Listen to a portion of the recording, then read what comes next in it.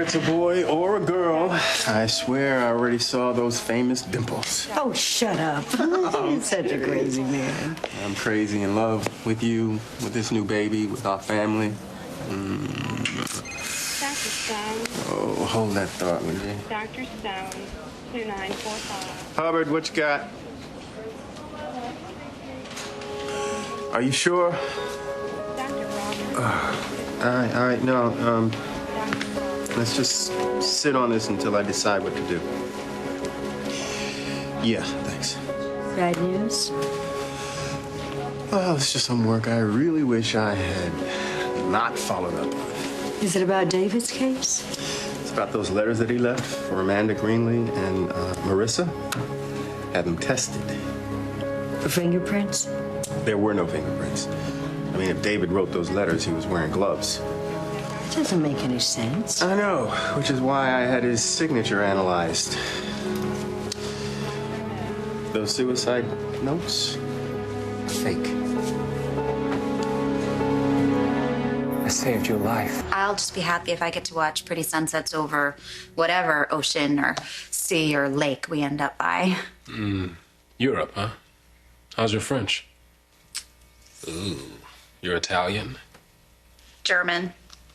High school. Very Oktoberfest. Maybe South America? Argentina. Gachos. Red meat and, my darling, the tango. No. Are you serious right now? You're doing that. You are definitely doing that right now. 1, 2, shake a How step. did? It's a lean. My pants are too tight, but I'm gonna go ahead and try to get you. Someone went to a lot of trouble to make it look like David killed himself. Well, no, wait just a second. You know, with or without the suicide notes, the medical examiner was still prepared to think it was a suicide, right? Well, the medical examiner knows what's in the body, but doesn't know how it got there. Liza was prepared to sign off on it. Are you suggesting what I think you are? The only thing I'm suggesting is that just because somebody forged a couple of letters doesn't mean they killed David or that anybody else did. Maybe they just wanted this thing to be over, you know? A couple suicide letters, quickest way to get there. Well, all these suicide letters have done is blown this case wide open. And I can't just let it go. Even if it means putting a friend of ours in prison? I didn't know that you could tango. Rip, I am a man of many talents. Ryan and I are going on a trip, and I couldn't decide where we should go. Frankie was just giving me some ideas. That's great. Look, I got a phone call about a photo shoot, so I'm gonna need you to handle scheduling details. Unless, of course, you're too busy handling travel plans. No, not at all. I'll get right on that. Just as soon as I deliver these papers to the warehouse, okay? Great, thanks. The tango, Madison. Argentina could change your life. Why are you so sure a friend of ours killed David? I'm not, Angela. I'm not saying that. All I am saying is that whoever forged the letters obviously knew David. So there might be a good chance that we know the forger. We were so close to being done, and now it starts all over again. Sweetheart, you know, I know how hard it is for you to go after someone who may be a friend. You know, when everyone sees David's death as welcome news. One of the things that I love about you is that you do the right thing, no matter how difficult it is. And, you know, a man has been killed. He was hated, but I'm so proud of you for seeing this through, no matter where it leads. Dr. Forrest, dial 118, please. There's justice and then there's justice. Please dial 118. Anyway, your wife is right, man. You do what you gotta do. Oh, reminds me, baby, here. This is for you. What is this? It's a paperweight. What's it feel like, man? It's the baby's first toy. You're so stupid. Thank you. It's a little owl. So listen, man, you ready to buckle up so I can take you out to lunch? Yeah, I'm ready. Okay, I'm gonna get the car. I'll meet you down there. Okay? Thank you so much for helping us out like this, man. Oh, please. It's the least I can do for my namesake. Thaddeus Hubbard. Think about it, Thaddeus Hubbard. Nice ring to it. I love you, man, but one Thaddeus in my life, I think, is all I can handle. Dr. Kravitz, you have a visitor in the main He lobby. leaves in a huff. Dr. Kravitz, a visitor in the Are main you okay? Yeah, I'm okay. I'm glad I caught you. Thought you might want to have this. Your baby's latest picture. Oh, thank you, Bonnie. I'll see you soon. Thank you. Okay. Is he or she sucking their thumb?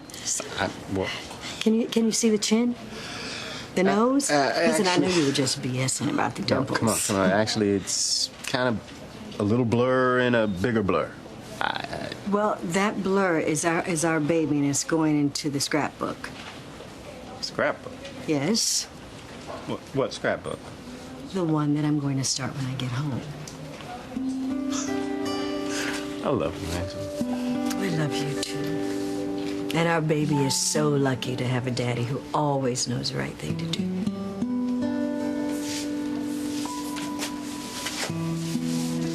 So you... I'm just gonna put you in the closet for a minute. No, it's right there. It's right there. I'm so sorry, honey. I had so much on my mind lately. I spaced out. I gotta find this letter before we hit lunch. We'll be at her in 2 seconds, I promise. Hey, listen, speaking of which, you, got any cravings I should know about? Pineapple, hamburgers with lots of cheese and onions. Oh, sounds beautiful, baby. I'm not pregnant and I could handle some of that. I'll take care of it. But while we're on the subject, how's the morning sickness side of the equation, huh? Shall we perhaps get a table à côté of the crapper? No, we're all good. First trimester's officially over. No morning sickness, just a strong, healthy baby. And a nursery to decorate. You ready? I'm excited. It's kind of overwhelming, isn't it? I spent these last few weeks almost completely focused on adjusting to life without my sight, navigating my home, the hospital, trying to figure out how to do my job and how to live my life as much as possible as if I am not blind. But the fact is, I am blind. And I never realized until now just how hard it is for my family. Of course it is. It's never easy to see somebody you love so much suffer. You know, they try so hard to hide it. I mean, Frankie is always so upbeat and positive, but I can hear the anguish in his voice. And Jesse, well, today when we got the ultrasound, it kills him that I can't see our child. And so he acted like a picture of the baby was just no big deal, you know, all to spare my feelings. I want him to feel the joy of this baby, you know, and not worry about me. Well, you're gonna have to forgive him. There's nothing you can do about Jesse worrying. You know, it's gonna take some time for your family and your friends to be as okay, as accepting and as brave as you are about it. I just don't want them tiptoeing around me or treating me like an invalid, Ted. I can't handle that. Well, I give you my word, darling. I'm not about to do either. I'll tell you flat out, the only reason I'm taking you to lunch is so I can park in a handicap zone by the door. Come on, let's go. That's why I love you. Oh, yeah? Is that right? Well, you love me so much. Why don't you show me the sonogram everybody's talking about? Oh, right.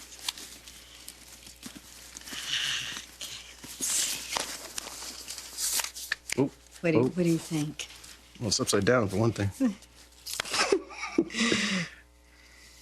What do you think? Poor little guy. What? You look just like Jesse. Come here. You do good work, baby. You do good work. So what brought you by?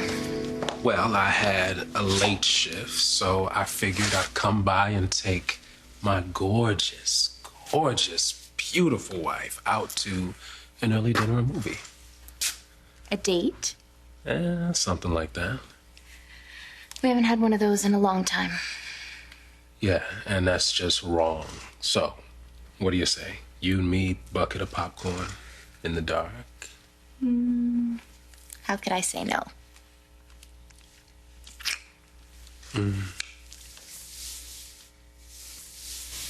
What about Dr. Frankel?